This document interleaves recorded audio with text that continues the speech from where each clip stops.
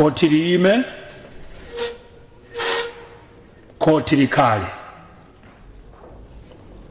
Your Worship, mulandu umene uli mukoti muno ndi umene boma la Malawi likuyimba Warrior Zoba amene akuganiziridwa kuti anapezeka ndi thumba la chamba lolemera 40 kilograms. Thank you so much, Your Worship. Sabata zapitazi takhala kumva mulandu uchokera kwa mboni za boma ndiponso kwa amene akuimbidwa mulandu Warrior Zoba.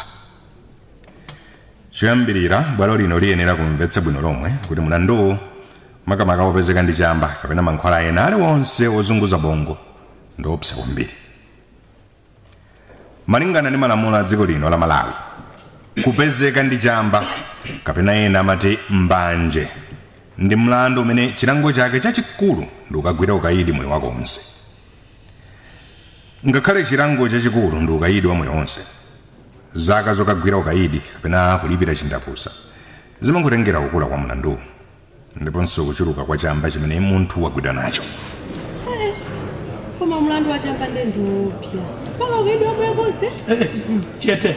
Chete ndi mukoti itu muno simupanga zibwana ya amayi mukangubwiriza so phokoso lanulo muona mbona contempt of court. Mai tulukani mukoti muno nthawi imwene. Mai tulukani fulumizani tulukani muno ndi mukoti itu muno simupanga muzibwana iya ni mukoti tulukani. Thank you, Your Worship. Monga ndanena kale malingana ndi lamulo la dziko lino la Dangerous Drugs Act kapena lomwe limakhuza mankhwala opsa kuphatikizapo chamba ndi kuphwanya malamulo kulima kupezeka komanso kugulitsa chamba. Malingana ndi umboni wa polisi amene anali pa roadblock kuliwonde mboma la Machinga, iwo anapeza thumba la chamba lolemera 40 kg kumbuyo kwa minibus. Atafunsa anthu amene anakwera minibus za thumba la chambalo, palibe amene anavomera kuti ndi lake. Muumboni wa driver ndi conductor wa minibus, iwo ati amene anakweza matumba onse amene anali minibus ndi oyitanira wa kumangoche. Kwa miyezi iwiri tsopano, apolisi ngakhalenso driver ndi conductor alephera kupeza woyitanira amene anakweza matumba minibus pa tsikulo. Anzake oyitanirayo akuti iye anapita ku Joni kukagwira ntchito. Woyimbidwa mulandu Warrior Zoba wauza bwalo lino kuti iye anakwera minibus ndi chikwama chake mmene munali zovala zake ndipo analibe thumba lina lililonse limene anakweza kumbuyo kwa minibasiyo. Pamene mlandu unali mkati, driver ndi conductor ananenetsa kuti sanaone Warrior Zoba akukweza thumba lina lililonse kumbuyo kwa minibus. Apolisi atafunsidwa kuti mwa anthu onse amene anali m'minibusimo n'chifukwa chani anaganiza zogwira Warrior Zoba, iwo anati ndi amene amaoneka kuti ndi rasta ndipo amaoneka kuti amasula chamba.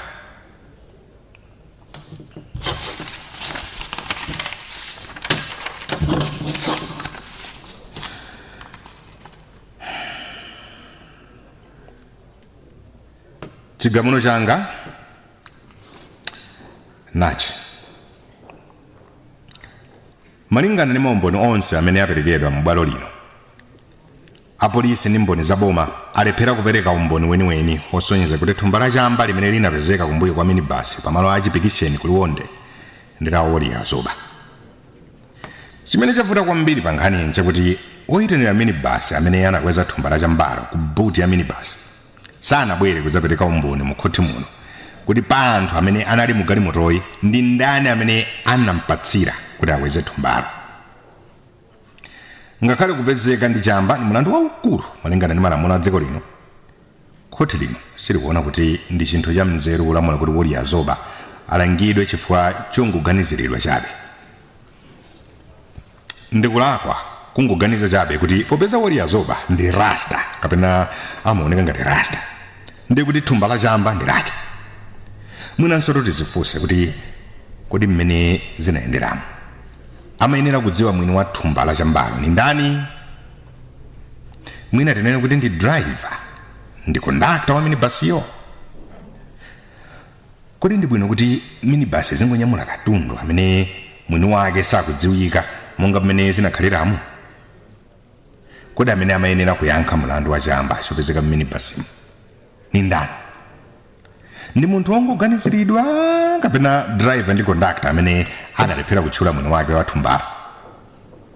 Koti lino silingayankhe mafunso amenewo, koma apolisi kafukufuku wawo ayenera kumaganiza munzamu.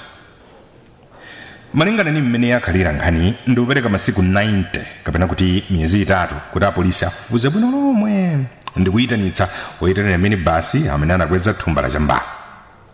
Ngati papita masiku 90 kapena miyezi 3 ndipo oyitanira minibasi sanapezeke, apolisi ayenera kudzawotcha thumba la chambalo motsatira ndondomeko zoyikika ndi boma.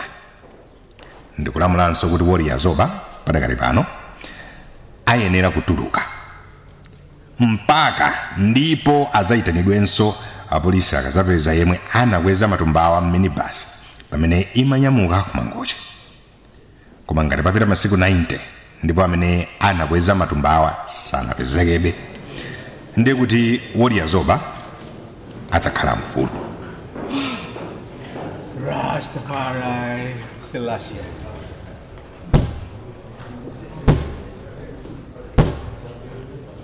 Koti lime, koti likale.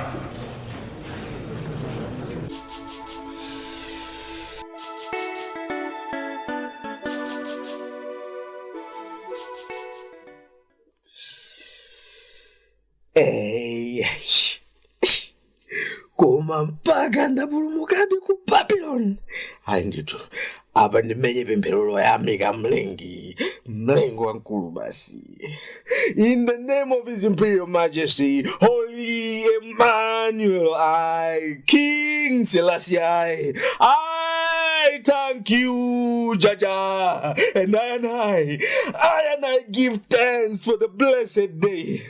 May all the land be touched by your presence, beauty, and power. Thanks for protecting me from Babylon tricks, Jaja. Give I strength to survive another day in Babylon. Bless I that I maintain a positive, loving, caring, and sharing spirit as I serve you, Jaja, all the time. In the name of King Selassie, Holy Emmanuel, Jah Rastafari.